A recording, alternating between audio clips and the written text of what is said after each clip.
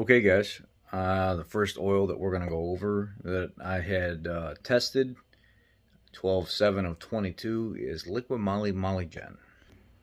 Liquid Molygen 5W30. And it's important to know virgin oil analysis because you can see here on the aluminum, chromium, iron, copper, and lead column here on the left, the white column, it shows that there's already aluminum and iron.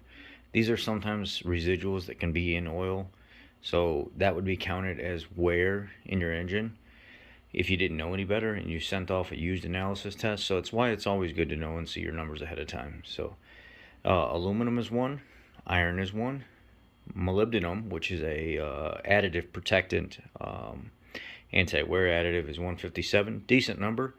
Um, not super high, but actually not low either. A lot of standard base oils are somewhere in the 60-70 range anyway. This is 157, so this is double that.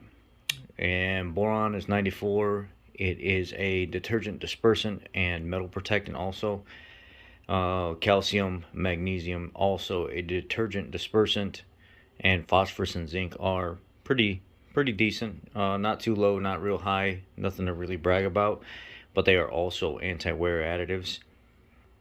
Down here, if you look at the sus viscosity, CST viscosity, recently in my video that you may have seen that may have led you to this video, I had specified that it was something, the sus viscosity and CST viscosity actually had something to do with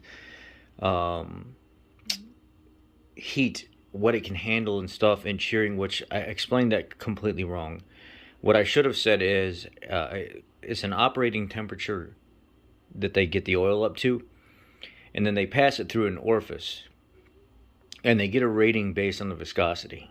And as long as it's in between these two ratings, the CST and the sus viscosity, as long as it's in that window, it flows at operating temperature as expected.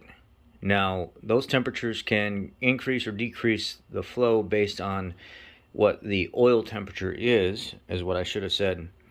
And NOAC volatility testing would indicate more on what the oil can handle, not so much the sus and CST viscosity.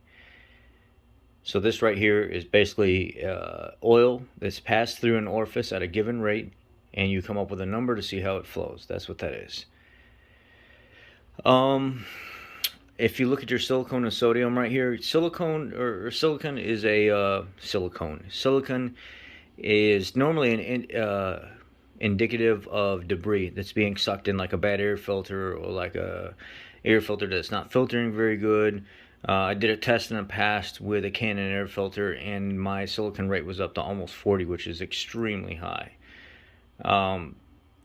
Here you can see this oil has a little bit of silicon in it, which it's a liquid form silicon, which is an anti-foaming agent, and the sodium is basically a byproduct of how it's made. Sodium, if you know the virgin analysis here and you see 2 in the sodium count, you're good. Say you ran this oil in your engine and you tested it, you sent the used oil analysis in at 5,000 miles, and that sodium level said like 15 or 20. Well, you start to suspect, I've got some number increase here. What's going on? Am I getting a little extra debris in there? Or is that coolant that's showing up in my oil? Am I losing a little bit of coolant? Because if I'm losing a little bit of coolant, I see my sodium numbers are going up. So that's probably affecting my oil as well. And it's not so slow that the engine's burning it. It's actually making it down into the oil also. So be careful of that. Silicon is typically dirt and debris. Sodium is typically like coolant. It can be dirt and debris, but it's more coolant than anything. And if you look down here, it shows your TBN rating. That is your additive package overall. Your TBN rating is typically a direct reflection of your dispersant detergent category. And since this is not extremely high, it's average, your TBN rating is going to be kind of average. So flash point is 440. You want it to be greater.